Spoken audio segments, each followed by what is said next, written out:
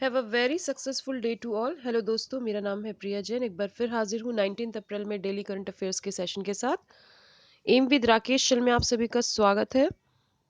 तो आज के हाइलाइट्स आपने देख ही लिए होंगे स्क्रीन पर। शुरू करते हैं आज का सेशन लास्ट वीडियो के क्वेश्चन के साथ।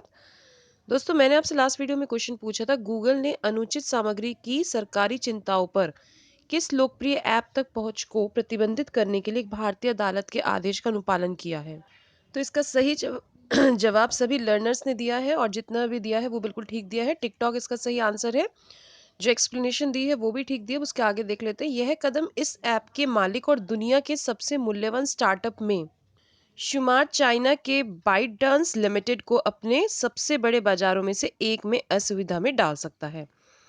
तो यहाँ से इसके बारे में जानकारी हो गई है। बढ़ जाते हैं आज के प्रश्न की तरफ। देखिए आज का प्रश्न क्या है।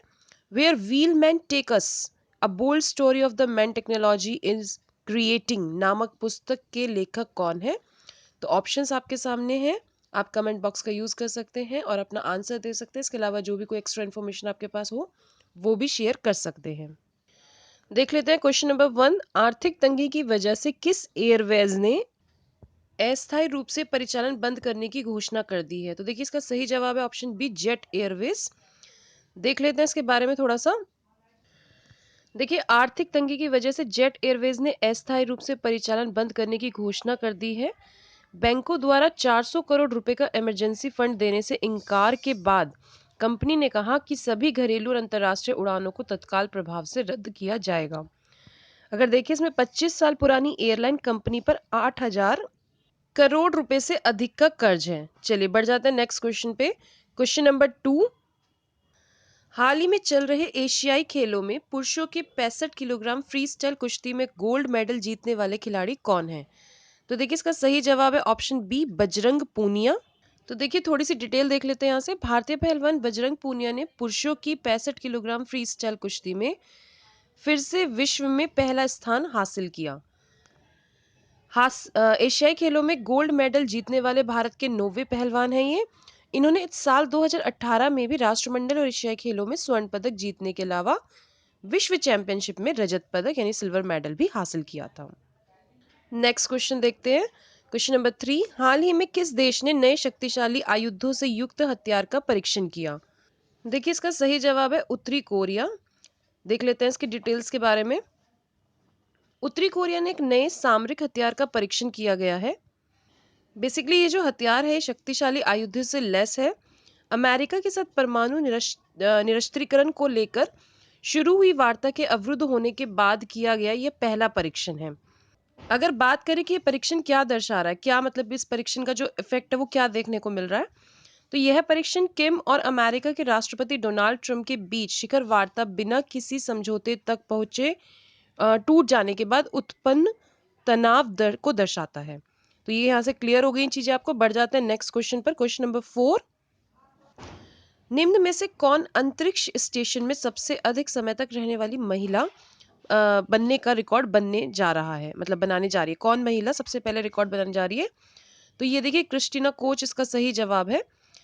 नासा के अंतरिक्ष यात्री क्रिस्टीना कोच के अंतरिक्ष अभियान की अवधि में विस्तार होने के साथ ही अब वह अंतरिक्ष स्टेशन में 328 दिन बिताने का एक नया रिकॉर्ड बनाने को तैयार है। किसी भी महिला द्वारा अंतरिक्ष स्टेशन में बिताया गया यह सबसे अधिक समय होगा। देखिए अगर बात करें, क्रिस्टीना को 14 मार्च को अंतरिक्ष स्टेशन पहुंची थी और अब तैयार समय सारणी के अनुसार वह फरवरी 2020 तक वहां रहेंगी।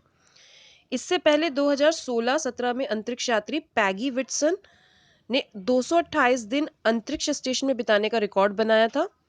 अगर बात करें पुरुषों में सबसे अधिक 340 दिन स्कॉट कैली ने अंतरिक्ष स्टेशन में बिताए हैं। तो सबसे ज्यादा दिन तक रहने वाले पुरुष का नाम और सबसे ज्यादा दिन रहने वाले महिला का नया रिकॉर्ड ये आपको पता होना चाहिए। बढ़ जाते हैं नेक्स्ट क्वेश्चन की तरफ। Question number 5।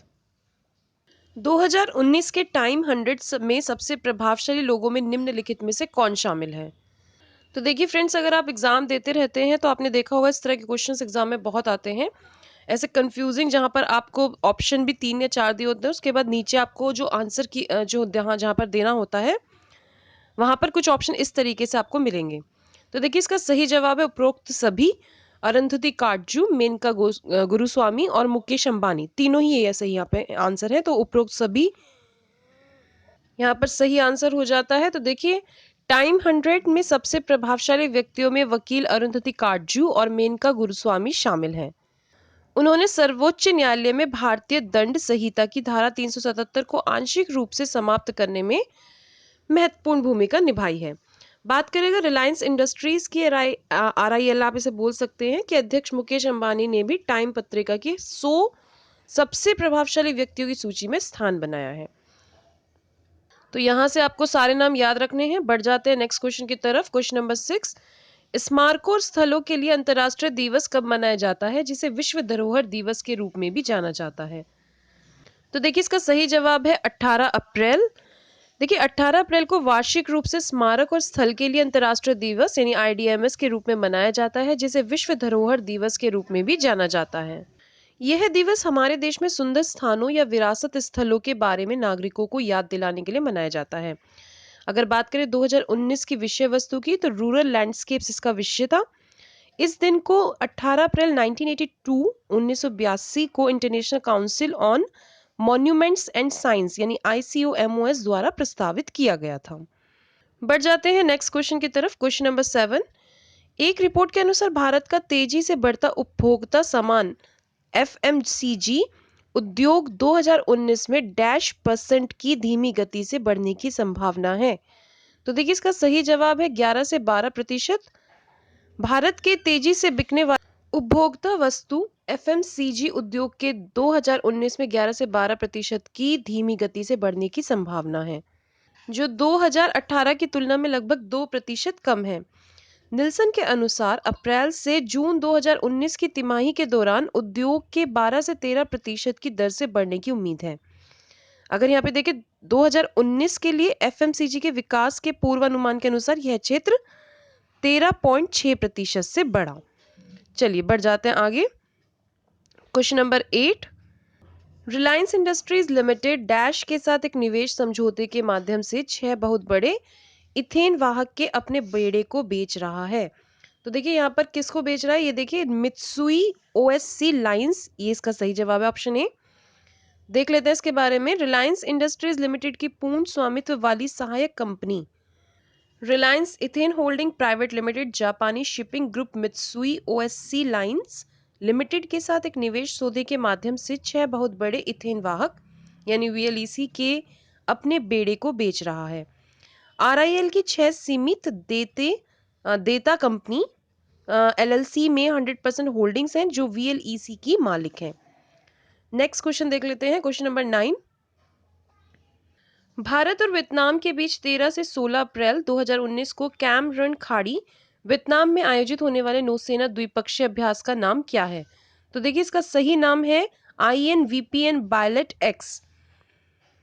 थोड़ा डिटेल्स पे ध्यान देते हैं। भारतीय नौसेना ने 13 से 16 अप्रैल 2019 तक कैम रन बे में Indian Navy Vietnam People's Navy bilateral exercise IN यानी VPN बायलेट एक्स के दूसरे संस्करण का संचालन किया। यह अभ्यास दक्षिण पूर्वी एशियाई देशों में पूर्वी बेड़े के जहाजों की चल रही प्रवासी तैनाती के एक भाग के रूप में किया गया था।